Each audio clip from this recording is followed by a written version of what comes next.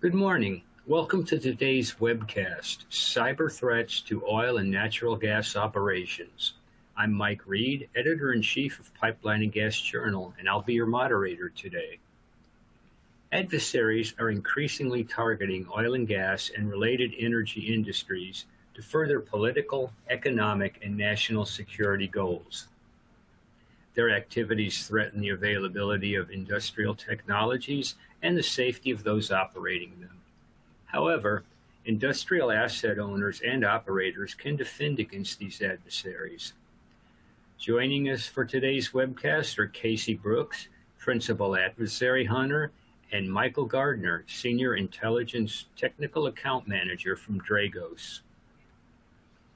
Casey Brooks is an experienced cybersecurity professional with a background and training supporting enterprise-scale cybersecurity operations that utilize cyber threat intelligence and technical operations. Prior to joining Dragos, Casey held positions at Capgemini and Chevron Corporation. He also worked as a cryptologic network warfare specialist and as a cyber operations specialist at the U.S. Army's Cyber Command. Michael Gardner works for Dragos as a Senior Intelligence Technical Account Manager, where he helps Dragos' customers across a variety of industrial verticals to advance their threat intelligence programs and operationalize ICS OT threat intelligence. He has a wide depth of experience in security monitoring and incident response for both electric and gas operations. Okay, before we get started, let's review some general housekeeping notes. Following the presentation, we will have a short question and answer session. You can participate in the Q&A at any time during the presentation by typing your question into the box located in the bottom left corner of your screen and then clicking the Submit button.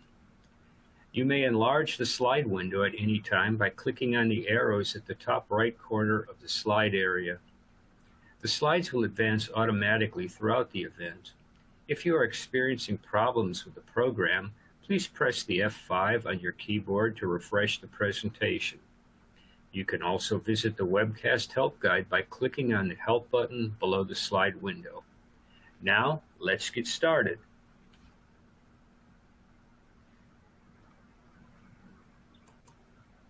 Thanks for that, Mike. Really appreciate the introduction and appreciate the Pipeline and Gas Journal for having us on today. I'm Michael Gardner. I'm a Senior Intelligence Technical Account Manager here at Dragos. And on with me is Casey Brooks, one of our Principal Adversary Hunters. And to kick us off, I just wanted to talk a little bit about Dragos for those of you that haven't heard of us before. We're an ICS and OT security company. We were founded in 2016 by the same people who created the ICS mission for the U.S. government agencies. We have a platform for visibility, professional services line with consulting, incident response, architecture reviews, all of that good stuff. And then we have a threat intelligence business with our Worldview product. We're in several countries now. We're headquartered in Hanover, Maryland, but have regional offices in Houston, Texas, in Canada, in Melbourne, Australia, and Dubai, and as well as London, the United Kingdom. And today we're here to talk a little bit about some emerging threats to oil and natural gas. In the last couple of weeks, there have been a lot of pretty wild news cycles going on about some of the new emerging threats that have come out. So I'm going to hand it over to Casey to talk about some of those today. Casey, if you're on. Thanks, Michael. So I'm Casey Brooks, Principal Adversary Hunter at Dragos, and I'm going to go over with one of the newest threats to oil and gas, Chernovite, and their pipe dream kind of utilities that they use to target industrial equipment and processes. So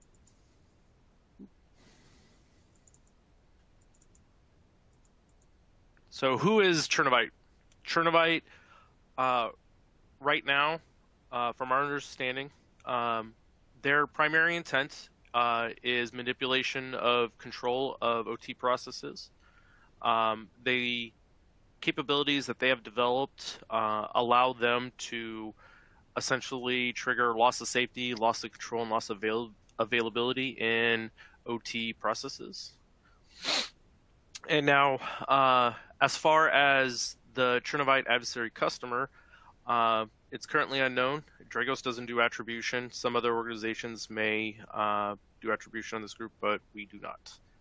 Now, what we do know about the Chernovite adversary operators, their capabilities are professionally developed. They appear to have been tested and developed using actual OT equipment, as well as a very dedicated development process with large amounts of resources and time have been put into developing these capabilities. Now, one thing to note is that Chernovite is not an access group. This is not a group that you will see doing phishing or coming in that way. Their primary goal is to create an impact inside of PCN networks or OT networks. So as we learn more and more about this adversary, it'll become more clear about what their overall goals are, what threat landscape they specifically belong to, as far as ONG, electric, or one of the many others that their capabilities can target.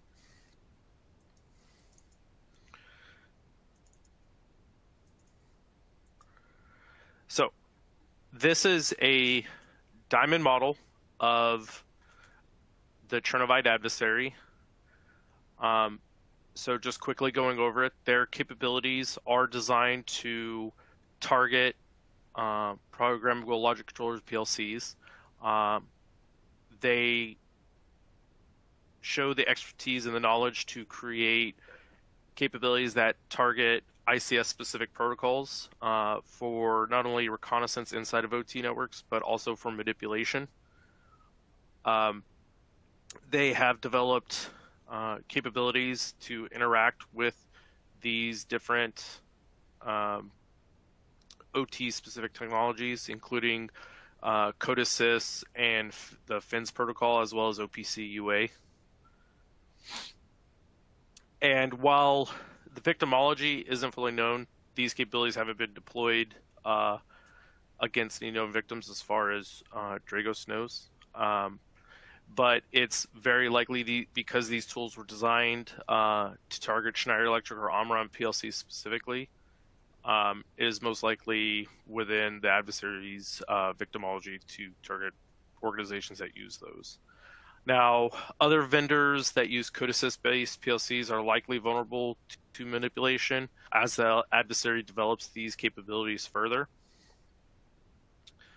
And what we know about these adversaries as far as their infrastructure, because it has been deployed in the wild, we do suspect that they'll utilize kind of the common TTPs for adversaries, such as web-based domains or IPs that the adversary controls. Now, when we look at the Chernovite victimology, there's kind of a range that we look at as far as what threat landscapes this adversary lands on.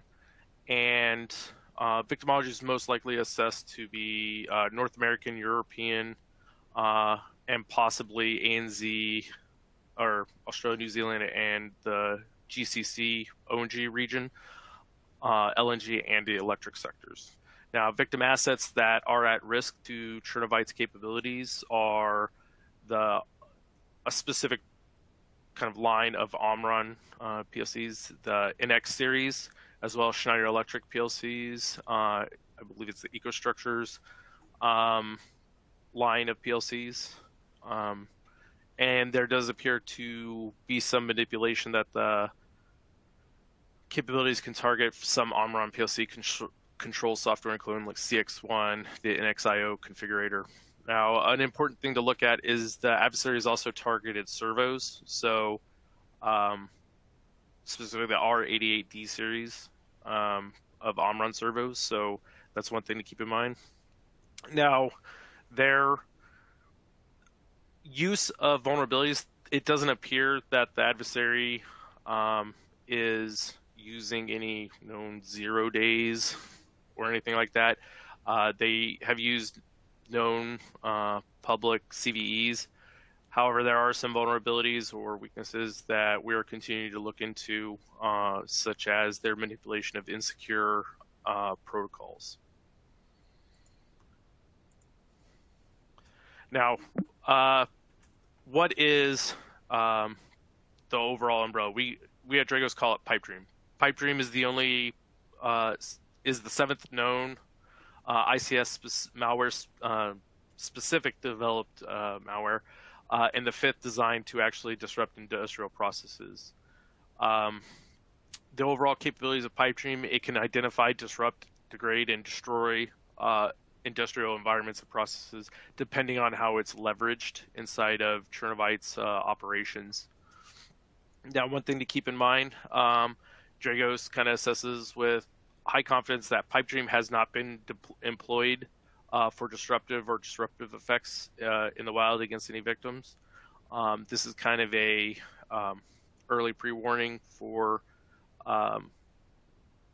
asset owners and operators that there is an adversary out there that has a fully capable tool set. Now, and this is like a rare case of analyzing kind of malicious capabilities before their employment against victim infrastructure. Now, Dragos kind of breaks this down into different components of the pipe dream kind of framework. We have Evil Scholar. This is the capability designed to identify and manipulate or disable Schneider electric PLCs. Bad Omen. This is a remote shell or interpreter-like capability designed to interact with Omron software and PLCs. Mousehole.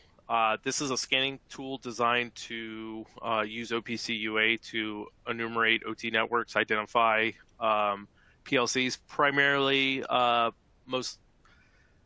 it's suspected most likely to identify Omron PLCs using OPC UA, which is what the NX line is capable of, along with some safety controllers designed by Omron.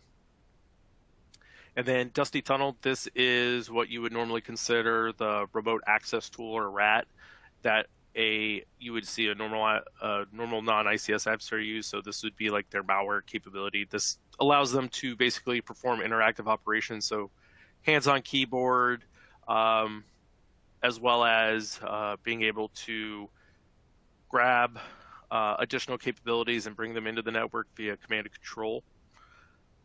And then Lazy Cargo. This is the only one that's has appeared in the wild, but it was not deployed by the adversary. This is essentially a vulnerable AS ROC driver that the adversary has leveraged. They found it on GitHub and pretty much improved it to either obtain persistence or to kind of enable a rootkit-like function. Now, again, what the pipe dream capabilities are: they're a collection of ICS targeted Python scripts and custom code that the adversary has put together to give them kind of a utility belt of options when targeting ICS networks. And again, you can see the kind of the specific models the adversary kind of targeted. However, we do also want to note, like, there is potential for these capabilities to interact with other PLCs that use code assist.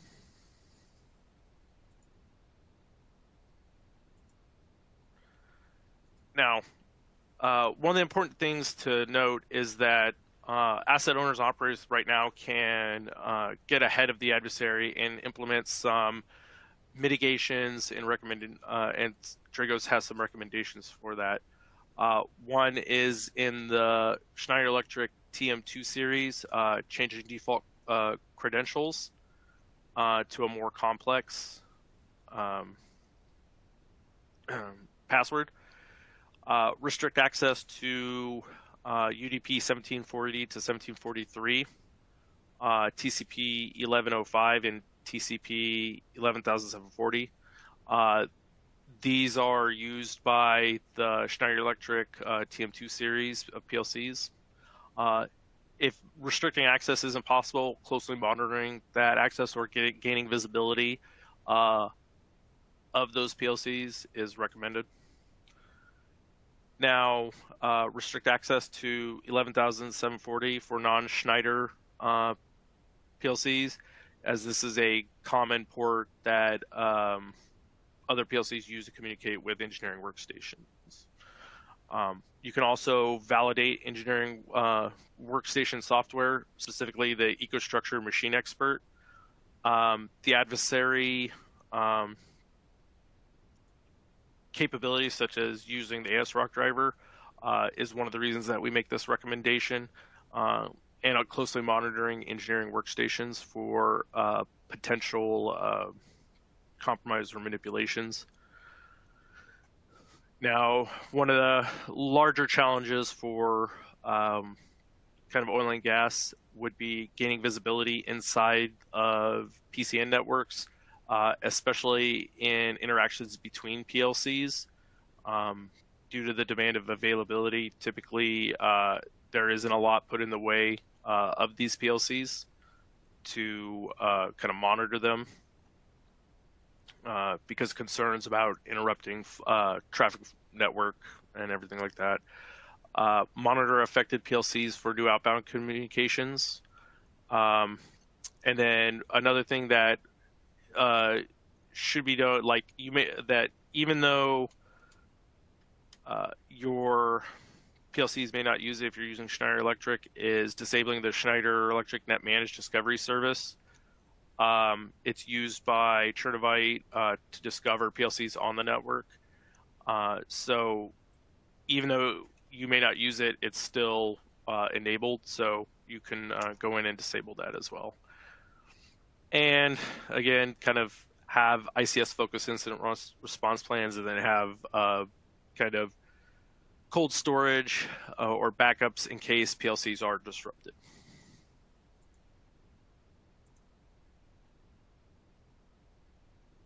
Michael? You can keep going here, Casey. Oh, okay. All right. So, some of the activity groups that are targeting oil and gas. Now, when we're looking at kind of the overall threat landscape, some are more active than others. Some have different intents. And as we go through some of these, I'm going to kind of expound about what our current viewpoint is, what the possibilities are for these adversaries, and also kind of what overall is kind of our assessment on them. So, Xenotime. Xenotime is a ONG-focused adversary group. Currently, or what they've been known for, was the Trisus incident in 2017, where they targeted Petro Rabigh, a refinery in Saudi Arabia. Currently, right now, Xenotime's interests lie in upstream sites, particularly Gulf of Mexico oil rigs, as well as production wellhead sites on land, and shale gas. Their interests also lie in LNG production and transportation. A lot of this kind of aligns with either gas pipeline in midstream, not so much maritime. However, it is worth noting that the adversary has been looking at terminal transfer points, specifically either between maritime and pipeline. However, we're still exploring exactly what this means. Another adversary interest is in LNG trains. So it's primarily a popular model of LNG train that is used. So that is one thing worth noting with this adversary. Now, the midstream gas pipeline, a lot of this activity is mostly based upon research. The adversary kind of we assess is looking at either research about midstream and midstream to downstream production or transportation. So our overall kind of thoughts about this is that it's primarily research and reconnaissance. They haven't really attempted to compromise any organizations at this point. It's mostly going to different parts of kind of ICS focus, or not ICS focus, oil and gas focused entities, and either looking for documents that are associated with LNG, looking at documents associated with midstream pipeline, or anything that kind of educational research institutions that target kind of these specific ONG, LNG focused, so our organizations. So keep in mind that this adversary right now is kind of in a research and development phase, and could potentially leverage its knowledge to target ONG. Currently, we suspect it's more for a disruption or loss of containment, possibly to cause an ecological impact. However, the adversary has numerous options and does have the resources and capability to kind of expand upon that kind of targeting intent. All right, Comosite. So Comosite, this is kind of the an initial access group. They're the ones who were known for Cyclops Link, which targeted WatchGuard routers, as well as kind of the ASIS routers. Recently, NCSC released a report about Cyclops Blink. This particular capability targeted ARM, PowerPC, and x86 routers and modems. However, we believe that Comosite's intent kind of is kind of focused around LNG electric generation, distribution, and transportation. So kind of where it aligns with oil and gas, especially, is at the interconnect between generation and midstream pipeline, especially for LNG. When it comes to where these generator sites that they're going for. One of the other things kind of to note is also that this adversary is most likely assessed to be the one responsible for the Viasat KSAT disruption that occurred in Ukraine. And kind of one of the things that we want to communicate, especially about this adversary, is for oil and gas customers to look for and identify their VSAT connections, as well as to kind of identify where in your networks they are, what kind of visibility you have in there, what defenses are in place, how is authentication occurring, and kind of in that area. And then we come to Vanadinite. Vanadinite is an adversary that is mostly targeting renewables, primarily wind and solar. There's a big push in ONG right now to kind of fold in renewables, and renewables are also used in remote sites, as well as kind of those upstream production areas. And this adversary isn't really targeted at disruptive or destructive effects. This is mostly espionage or intellectual property theft. This adversary has been observed trying to compromise control centers to steal operational specifications, kind of learn how the network works and what certain settings are on these. And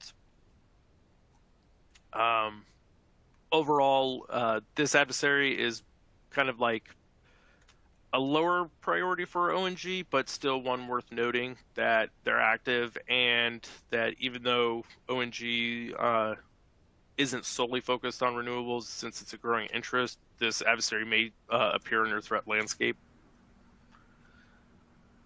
Now, I'm going to go back and talk a little bit more about Chernovite, just so to kind of, because it's the new kind of threat group.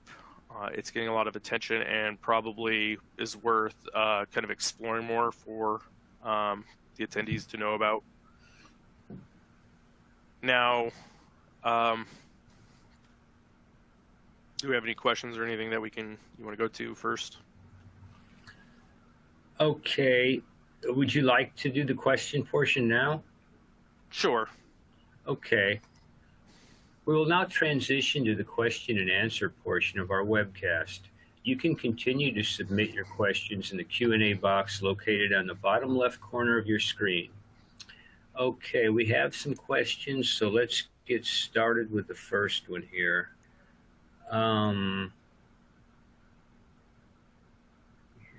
Give me just a second here. Okay, what are some of the prevalent threats to ONG today that Dragos is concerned about the most? You want me to start here, Casey? Sure. Yeah, so for me, it's exactly what Casey covered today on the slides, but most particularly what I think he's going to go back into a little bit more, and that's Chernovite and pipe dream.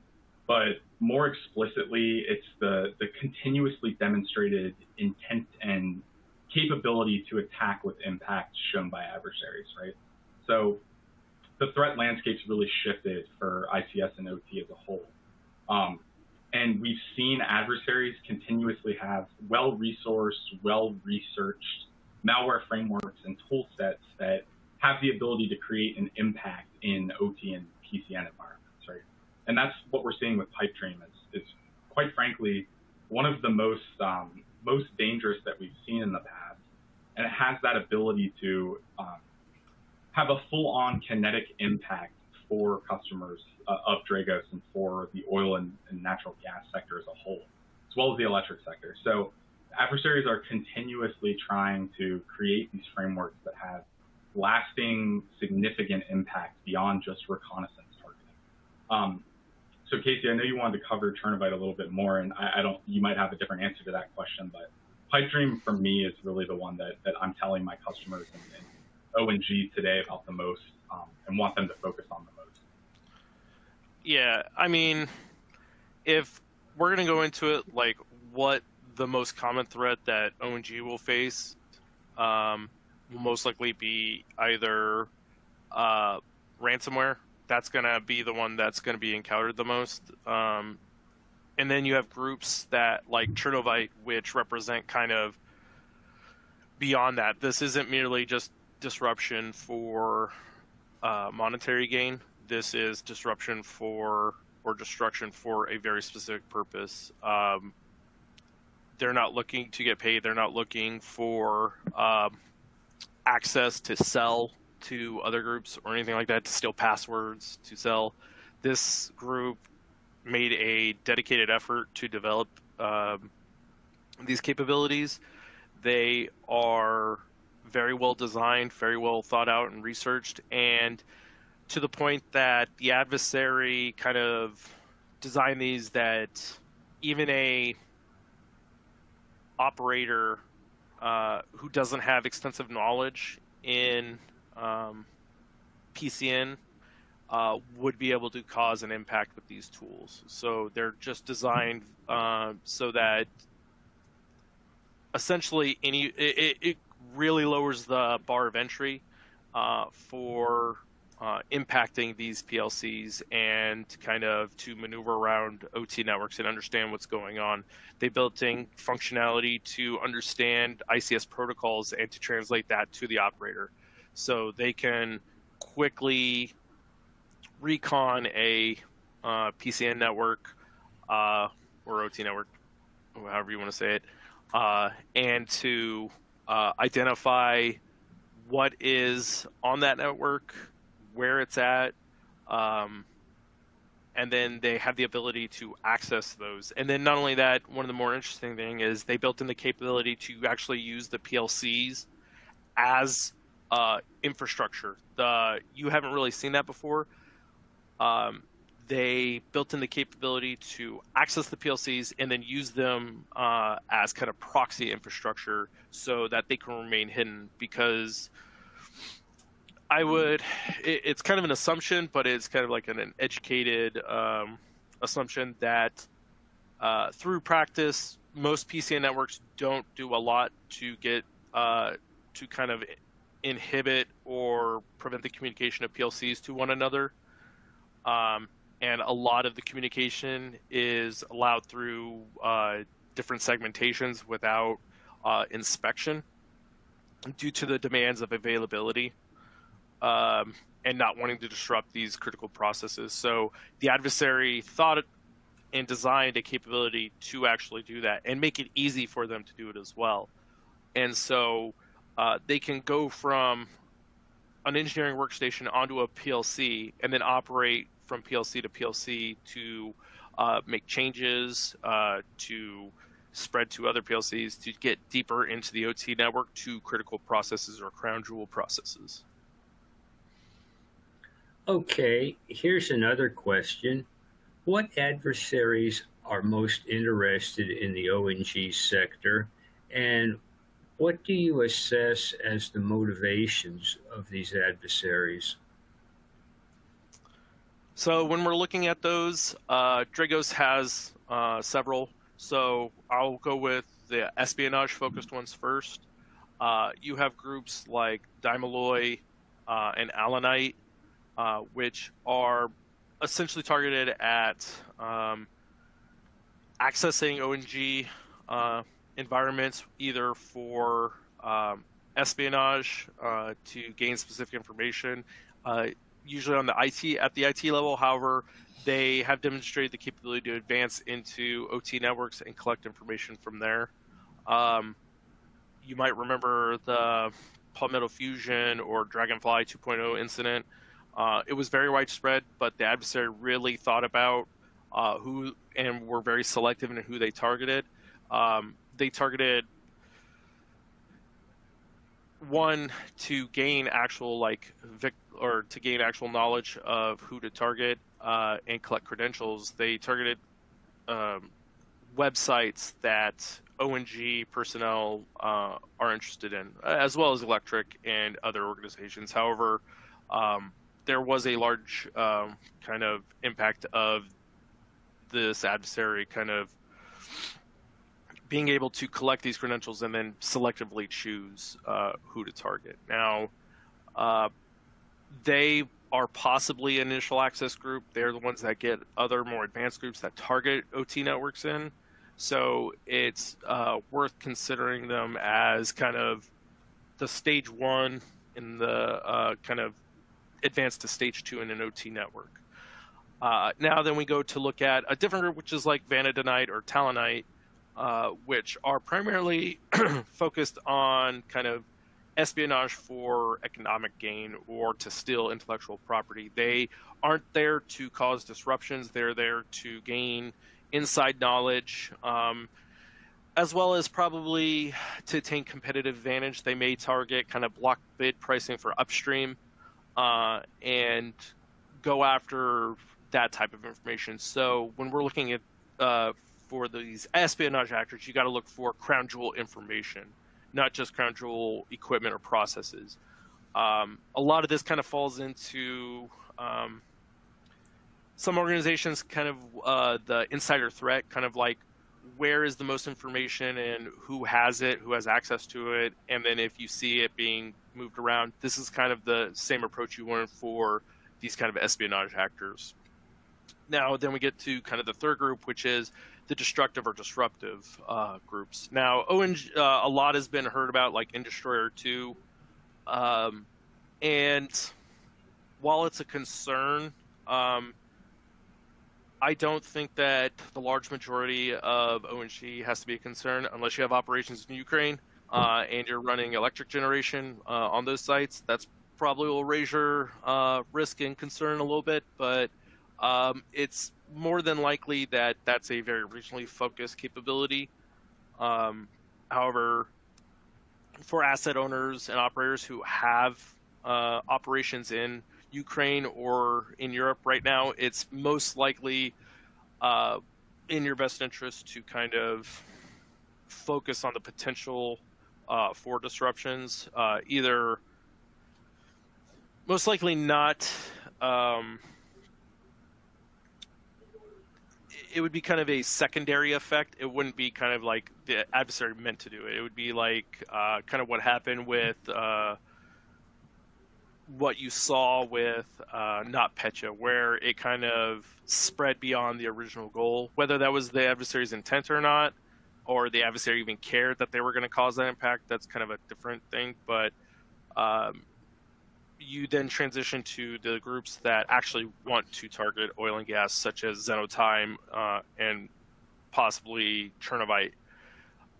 These groups are the ones that are the most dangerous, but will most likely be focused on a specific entity as opposed to doing wide-scale operations. However, that's kind of just our assessment. It appears these capabilities were targeted for a specific kind of PCN construction. However, it's worth noting that these kind of pairing of Schneider Electric and Omron can appear anywhere. They can be used in data centers. They can be used in backup generators for certain facilities. So it's when you kind of get into, like, if you have a very complex skid in your asset inventory, if there's like specific pieces you need to identify. Okay. Given the situation in Eastern Europe, do you have any predictions for what we may see in ONG as cyber threats escalate? So I'll take a stab at that first, Casey. You're better poised to answer this one than me. But we can't predict the future, and this is pretty much my personal opinion and not necessarily one shared by anyone at Dragos. But I would really expect to see escalations in sort of the cyber realm the longer the conflict continues. So what I would anticipate is that Putin is most likely moving towards something that he believes he can claim a victory at home for, and eventually try to negotiate all of the sanctions coming from the West. But this is really unrealistic. So as a result, it's possible that we may see escalations with potential kinetic impact like we're talking about here today, as Russia tries to kind of pressure the West to ease up on a policy level. And the one thing to kind of focus on is that we've seen several reconnaissance-focused campaigns around ONG, which could be information gathering to facilitate follow-on action later. So not necessarily a prediction there, but kind of a continuous warning that things could take a turn and we do have to be prepared. So with all of the capabilities that we're seeing demonstrated by Chernovite with Pipedream, with all of the reconnaissance activity we're seeing from Xenotime and potential initial access activity from Comosite, there's definitely an implication of intent there for me. So again, more of a personal opinion than that necessarily of Dragos, but and not necessarily a prediction either, but I definitely believe that we have to remain aware and understand that the capabilities are being developed actively today and have been demonstrated in the recent past. So I believe that there's a strong chance for escalation, and that we need to really keep our guard up and keep focusing on improving security posture as much as we can today and staying aware of the threat landscape. Casey, I don't know if you have anything to add to that one. Sure. That's really good advice. Somebody did have that question that was, has there been a notable increase since the start of the Ukraine-Russian war? And kind of like the mention about the U.S. LNG operators and employees being hacked in February. So I'm going to answer the second part of that first. So that story that came out from a news outlet about this huge widespread targeting of LNG was false. It was kind of selectively choosing data points, and the data that we reviewed was all very old data. It was likely collected from old compromises or scrapings. The majority of the organization that I spoke to, a lot of those were either personal accounts used on, or they were corporate accounts used on personal accounts. So basically, I used my corporate email address to sign up for Netflix, and that got compromised somewhere. I'm not saying Netflix got compromised, but as an example. That's where that kind of story generated. The whole that there was an operator offering, or there was somebody on a forum offering like $15,000 for an email address. That appeared after the supposed compromise happened. It's kind of unclear in the article, but there was a forum posting that we found, and I believe DNG ISAC also found it as well. That matches kind of lines up with what the adversary said. It was kind of like selectively choosing inputs for that story. So that has no relation to the Russia-Ukraine conflict. That was kind of a unsubstantiated, made-up story that proved to be false. There was no major compromises. It's kind of one of those grain of salt stories where you're like, did really 21 organizations get compromised? Because that would be like the largest compromise for ONG ever. And it's kind of like one of those unlikely events. As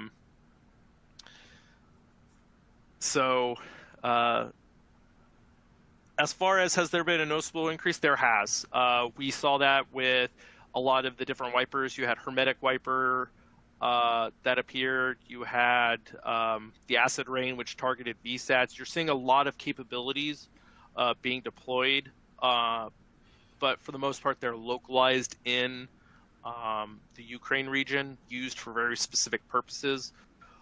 Whether these are for the benefit of Russia in enabling combat operations, or just to cause disruptions to further increase like fog of war in the conflict environment.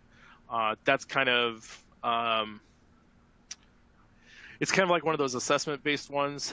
There's not a lot of evidence about why, like in the case of the Industry or two, why those particular substations were targeted. Was there troop movements in the area? Were they looking to just cause a general disruption and sow chaos? Or was there a different reason that they were doing it? So I would expect that as the conflict continues, that we could see more and more capabilities, and that's one of the reasons why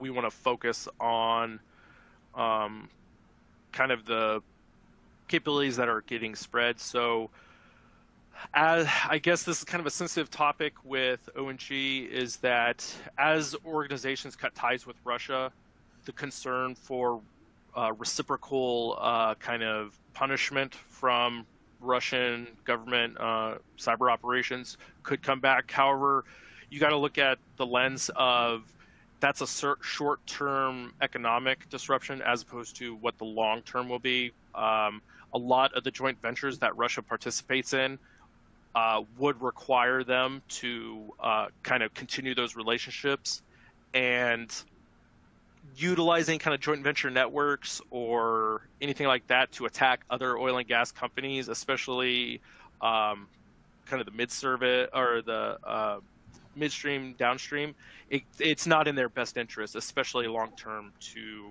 go after these kind of assets. I would remain healthily skeptic.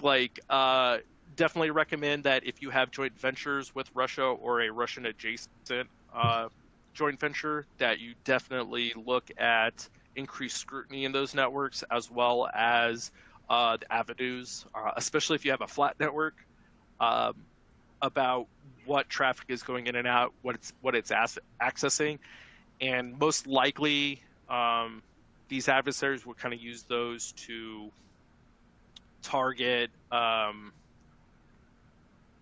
of espionage information, what the company is actually going to do. So, Okay. What would you like to see O&G doing better as far as taking a defensive posture?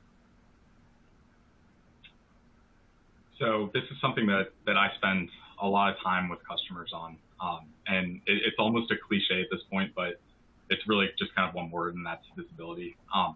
There's definitely an upward trend here, but as a vertical, we need to continue to move toward better logging and monitoring of the PCN at upstream, midstream, and downstream, right, to improve security posture overall. And Casey kind of mentioned it on his Chernovite slides, but getting visibility between OT devices like PLCs is a critical improvement just to see network comms where there often aren't a lot of security controls in place, and where there's very limited visibility, right? So we have a really hard time understanding what's happening in the PCN, OT device to OT device, and I think the best improvement that we can start to move towards more going forward is just improved visibility for improved security logging and monitoring.